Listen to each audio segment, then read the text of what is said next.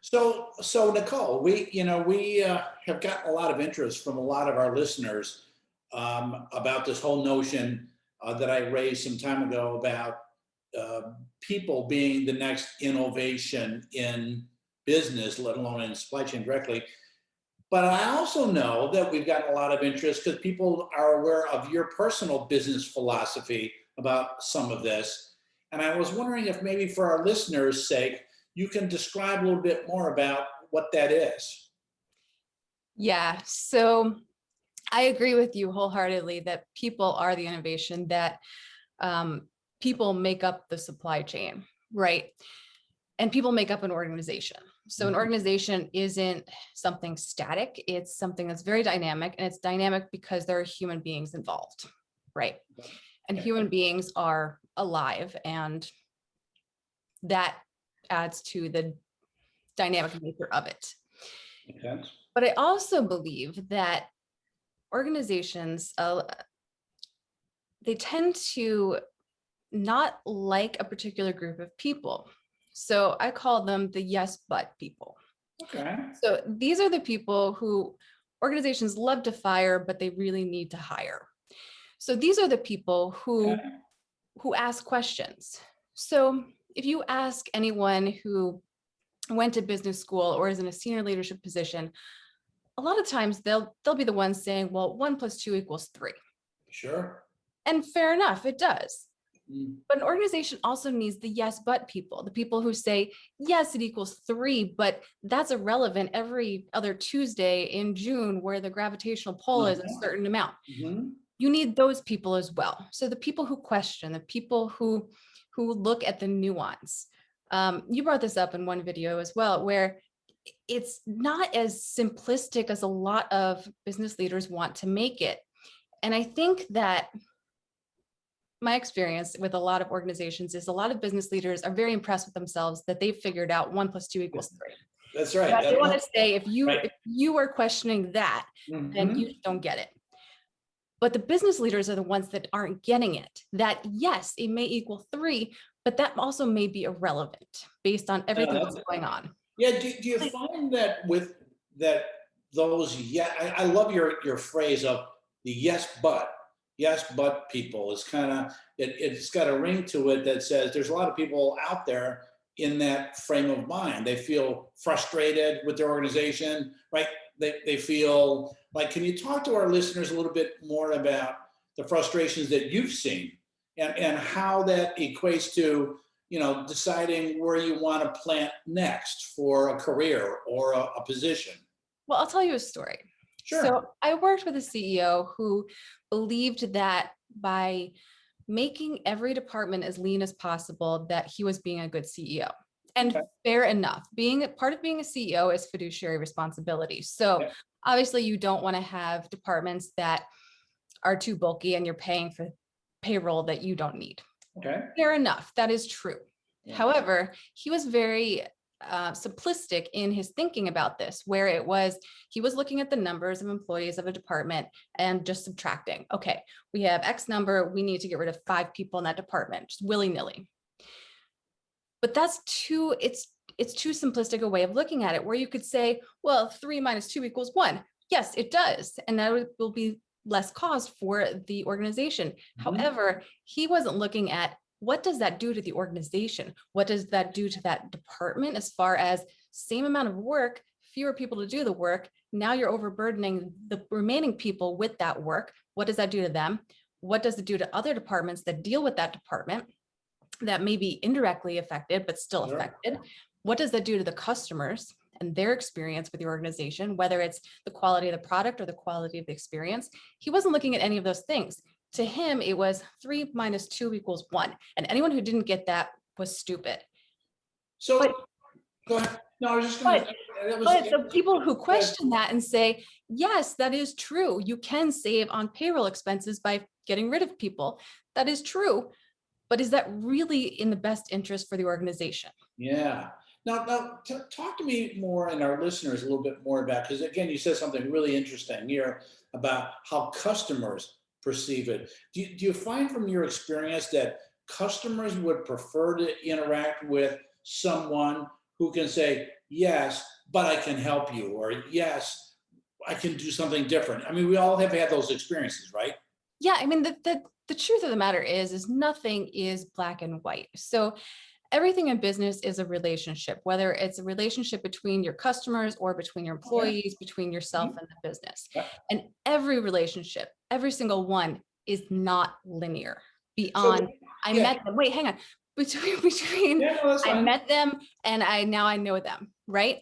So Uh-huh. beyond that, no relationship is linear. And so to approach it in a very linear fashion, all of these relationships, whether it's between customers and your business or between employees or between yourself and your business, to approach it in a linear way Yeah. is a huge mistake. So the Uh-huh. customers do recognize when it is done in a very linear fashion, as far as you have X problem, you come to me and I say, oh no, I can't help you because it's not on my list of things that I can do. So the fact that an organization can look at a customer relationship in a non-linear way and say, yes, that is true, you're having this problem, but here, this is what else I can do. Uh-huh. Having that more holistic mindset, having that more creative mindset allows for a better customer experience, because now the customer is being offered options or opportunities that maybe aren't on this very linear list Yeah. that is given by senior leadership that thinks very linearly. Yeah. Now, so how do you think the yes, but people in the org, because it can be at any level, right? I Right. mean, I mean, it could be at the entry level position, it could be at a senior level position. What I hear you saying is that what you experienced was significant frustration, because it's not that you knew any better than the CEO, you just knew a different approach that could get him maybe at a better place. And yet now, the frustration, does this kind of like that whole philosophy of people leave bosses, they don't leave jobs, they don't leave companies? It's these yes but people that go, wait a minute, I mean, talk to us a little bit more about that and the frustration there. Yeah, I mean, the thing is that if you are a yes but person and you're the person who sees these things, these areas of nuance where 1 + 2 may equal 3, but there's all these other things going on, Right. and you're voicing those opinions, or you feel like you can't, either way, but that nothing happens, that either you're told that you're stupid or that you don't get it, or to go away and just know Right. your place and just keep Mhm. quiet, you feel Yeah. like you're hitting your head against a wall. And there's only so long that someone can hit their head against the wall before they say, you know what, I can't do this anymore. It's giving me a headache. Yeah. So those kind of people are going to end up leaving the companies or get pushed out, one of the two. Yeah. But they're the people who are most valuable to an organization, because they're the ones who see the holistic view of an organization, see it in the marketplace, see it, all of these bits and pieces working together in in a more holistic way. But it's looking at if you look at the body holistically, as opposed to, a single section, you're going to find a lot more information and you're going to be able to heal the body a lot faster. Right? Sure. If there's an injury, illness, Yeah. whatever.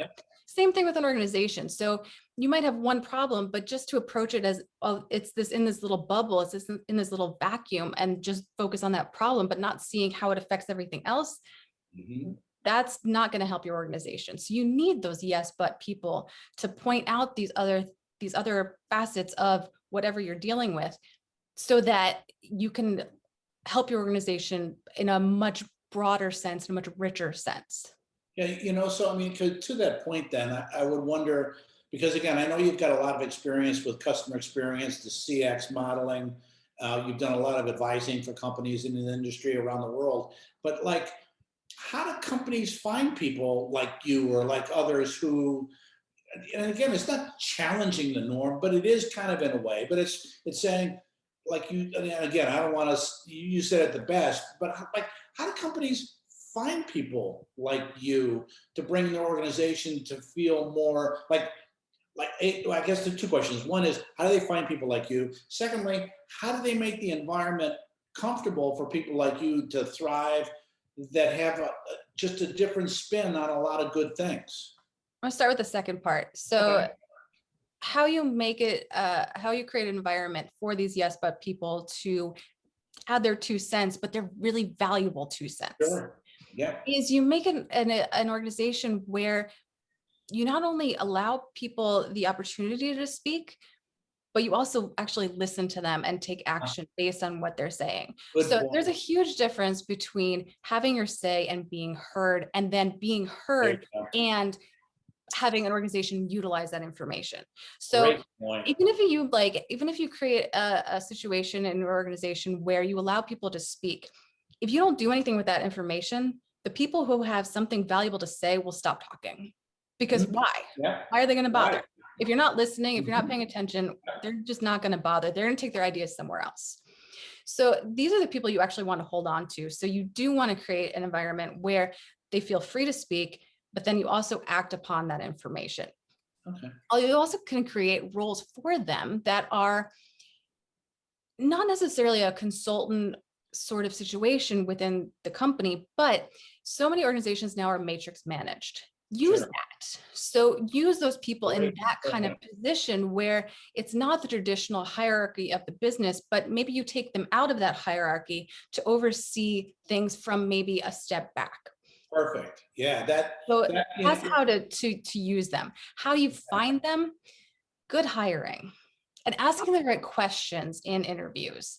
I think a lot of recruiters lately have been going beyond the traditional questions of, well, where do you see yourself in 5 years and what have you done? Because that's sort of irrelevant. It's more Right. of how do you approach this particular situation? So asking an applicant, well, okay, so you're in an organization, senior leadership has made this decision, but you see that this is not the way to go. What do you do? How do you approach it? And in a question like that, you could also see how the applicant would deal with that situation. So are they aggressive about it, or are they Uh-huh. respectful about it? Mhm. Um, what is their inherent way of dealing with that kind of situation, so that you can either, as an organization, say, yes, that works with our current company culture, or no, it doesn't. Or we can work with this person and say, they've got great ideas. We just need to show them how we want them presented to us. Fair enough. So, maybe the way to close some of this would be, I know that you're not the only yes but person out there. And so a lot of our viewers would say, that's great, Nicole. We understand all that. We're with you. We've lived that life too, and we're struggling. But I also know that you've advised a lot of global CEOs in different industries. Um, how do you, as an advisor to some of these companies, try to get them to just think differently about making it more inclusive for these yes but kind of people? It depends on the person. Okay. So this is where that human relationship and everything is individual, and this isn't a very linear process, right? You're dealing with human personalities. Yep. Some leaders actually like the idea of not being the only one to come up with ideas for the company. That's Right? right. They don't necessarily want to admit that to, Right. their company, but a lot of times it helps because they're under so much stress on a day-to-day basis, they can't always take themselves out of the company and take a step back and be creative. So Yeah. having somebody that they can trust to give them ideas sometimes is this huge weight off their shoulder. Sure. Other ones, you have to convince that this is a good idea. Yeah. That Like anything their else. egos can sometimes get in the way of, well, nobody has better ideas than I do. Well, we all have people who have better ideas than we do. We're never the smartest person in the room. We never have the best ideas. It's Yeah. always this combination of minds working together. So Sure. um, so for some of the more stubborn ones, it's using data and saying, hey, here's an organization that thinks in a very linear way, in a very traditional business mindset. Here's one that doesn't, and this is the difference between the two. So Mhm. showing them what's possible if they add someone who is a yes but person to their organization. That's great. First of all, thanks, Nicole, for sharing your personal philosophy and strategy on this whole notion of yes, but. And I think what it leads to is that whole notion that in the post-COVID world, the people, the people really are the new innovation in all industries across all facets, I think, of business strategy. Would you agree? Yeah, absolutely. And in times like COVID, but then also for the next future crisis, because inevitably there will be some, Sure. you need those yes but people to help you through that. If you are a traditional organization that's running things the way they've always been done, with the same mindset, with the same stubborn but focused stubbornness, you're going to get left behind during the next Yeah. crisis. You Yeah. need those yes but people to help you through not only right now, but the future crises that are bound to happen. Well said. Thank you. Our viewers, thank you, Nicole. And I'm sure a lot of them will reach out to you to get additional insights on this whole notion. Absolutely. Thanks, Nicole. Stay safe. You too.